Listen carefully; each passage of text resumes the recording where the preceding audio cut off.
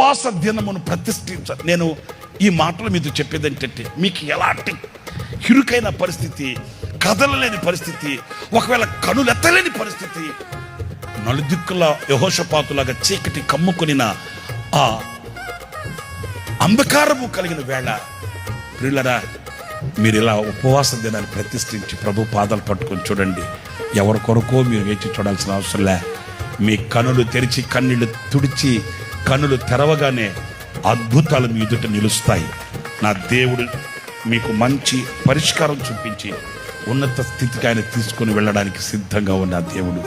మనం ఆరాధించే దేవుడు ఎవరంటే, ప్రార్థన ఆలకించు దేవుడు. ఏ దేవుడండి చెప్పండి, అందరు చెప్పండి. ఏ దేవుడండి? ఆలకించే దేవుడా లేకపోతే తోసివేసే దేవుడా? మరి అంత తెలిసి మరి ఎందుకు ప్రార్థన చేయట్లేదు?